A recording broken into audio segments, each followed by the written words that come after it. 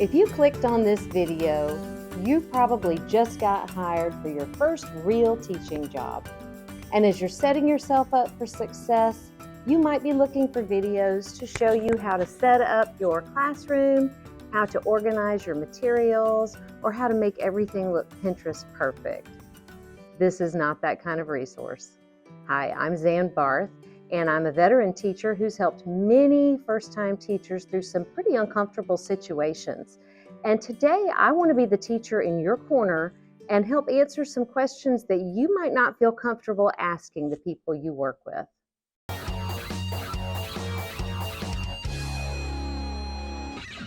It happens more often than you think. People who intern in a primary grade might get assigned to teach fifth grade, or you might find yourself with a last-minute switch due to enrollment numbers at your school, and now you're departmentalized.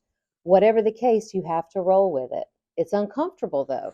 So what you want to do so that you can be more confident is to learn about the students you'll be working with. My first step would be to go back to what you learned in educational psychology when you were in college. Get to know this particular age group. What are their little brains capable and still incapable of doing?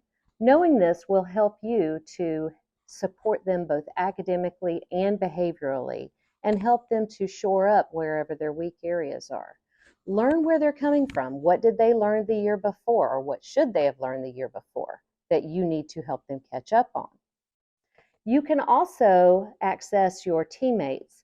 Ask them what they love most about working with this age group, but also what are some of the biggest challenges they face. If for some reason you don't have access to your teammates right away, or maybe you're a lone wolf and you're the only one teaching what you're teaching, get out there on your social media. Teachers love to share their experiences, and you really need the benefit of that knowledge right now.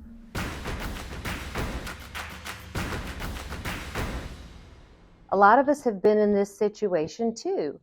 One of the hardest things about joining a team that runs like a well-oiled machine is finding a spot where you can fit in, or finding a role that isn't already being fulfilled and fulfilled well. The key here is communication. Be honest with your team. Tell them how much you appreciate everything they're doing for you as a new teacher, and they will be doing a lot.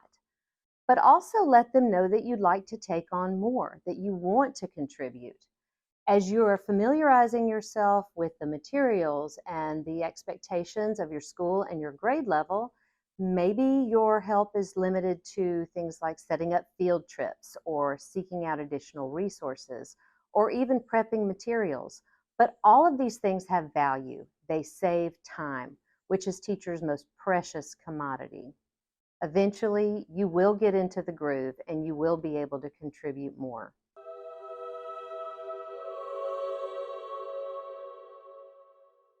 Most teachers love learning, but obviously you need to be knowledgeable in your subject area so you can support your students' learning. So the first thing you need to do when teaching a subject you've never taught before is to get an overview of the standards you'll be teaching for the whole year. Next, get into that curriculum. Look at the organization of the units, especially any additional resources that are highlighted. Take advantage of those resources and make it a goal to stay one unit ahead or more in building your own personal knowledge. It goes without saying that you should take full advantage of your fellow teachers as a primary resource as you are learning about this new subject matter. If you don't have access to teachers in your building, get out there on your social media and find them. Teachers love to share their knowledge. You also may want to hit up YouTube if you need demonstrations, particularly for subjects like math. You need to also remember to project confidence. It's not a fake it till you make it, because as I said, you are staying ahead of the game, but you will find things that you don't know. You need to admit this in front of your students. It's fine, but you also need to follow up, find the information, and then share it with your students. This way you are modeling how to acquire academic knowledge and show them that you're always a learner yourself. Above all, remember what you're good at and bring that to the table.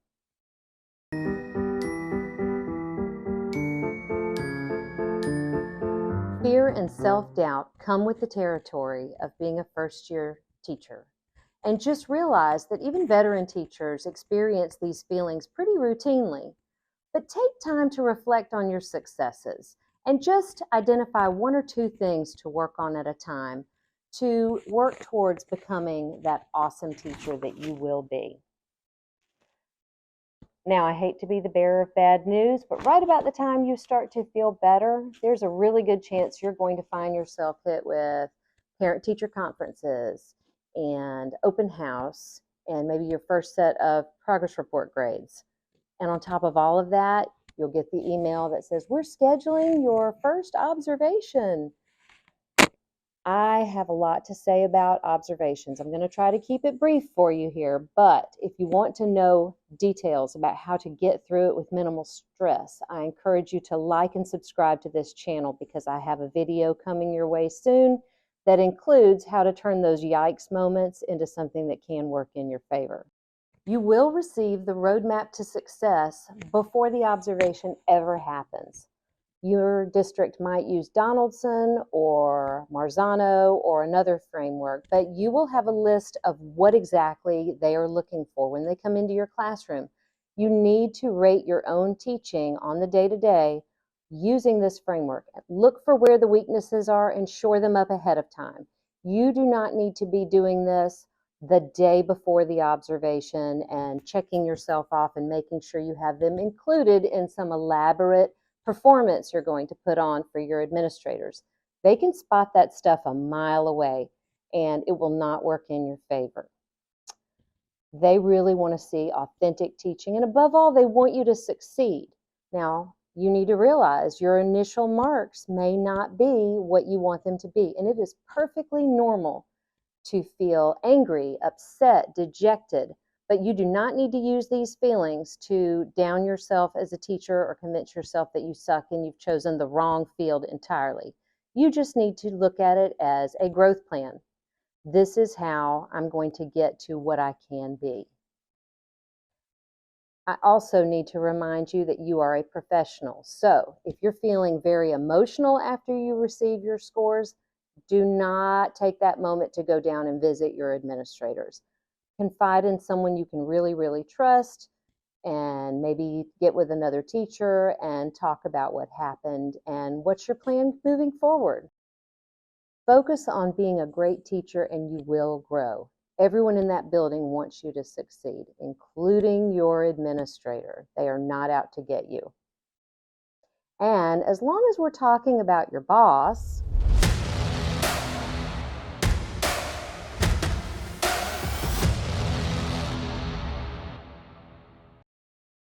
it can be tricky to find a balance between feeling comfortable with your administrators and still maintaining that level of professional respect.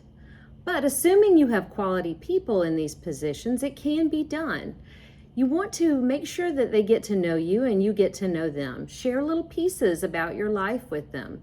I wouldn't suggest getting to be friends on social media because you do need to keep a little bit of a professional boundary there. Treat them with respect, whether they are in the room or not. They will know very quickly if you're not doing this, and it won't look good.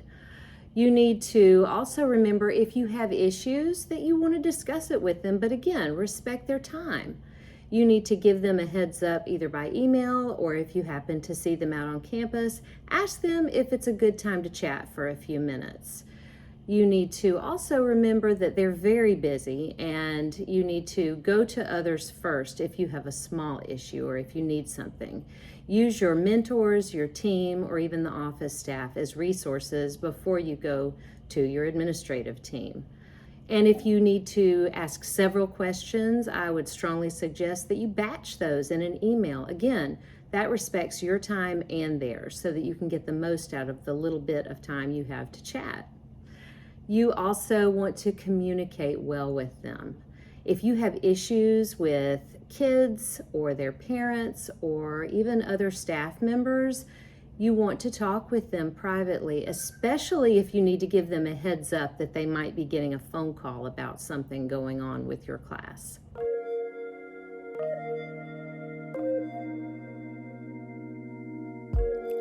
These feelings are very common for all teachers. So many times I've just had to laugh because the same people who tell us to practice self-care are the ones who are giving us more paperwork, more meetings, and more tasks to be done. But here's what you need to do. You need to give up that goal of having everything ready for the rest of the week before you walk out the door, or having everything look just perfect, because you will be there until after dinner time every day and burn out very quickly if you do that. You need to prioritize which things have to be done before I go home today. And those things should be the things that have deadlines, will affect other people, including your students, or will affect your professional reputation negatively if they are not done. You need to then leave. Put everything else on a to-do list and leave. Go home, play with your dog, do nothing, go to the gym, whatever feeds your soul. Go do that. And then what do you do about those leftover tasks? Well, you delegate the ones that you can. Most of us have had parent volunteers who would love to be in the classroom. I get very distracted by that, but I will take that on if it means I don't have to cut out 25 pumpkins or pull and organize math pages for the next unit. Those are time suckers. Let someone else who wants to do that, do that. You can also schedule time for the larger tasks and then just do those little ones in between. Mark them off as they get done so nothing falls by the wayside. You need to also ask for help, not just when it's needed, but when it makes sense. Why would you try to reinvent a whole new system for doing something when someone on your team already has something in place that works? So use it. The last thing I would suggest to re-energize yourself is to get out and visit some other classrooms. Watching others teach and do the same job that we do, but in their own unique way, energizes us and gives us new ideas and a new perspective and makes us better teachers.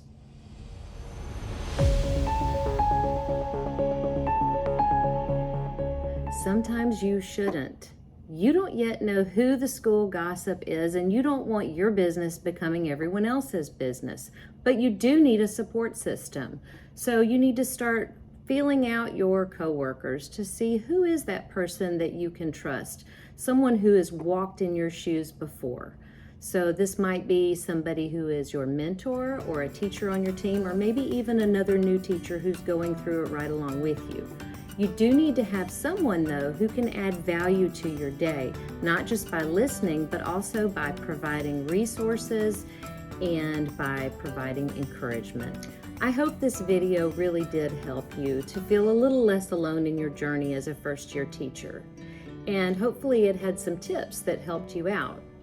If you have tips to share or you'd like to tell me which you found the most helpful, please drop a note in the comments. I'd also love it if you could share this video with someone else who needs a teacher in their corner.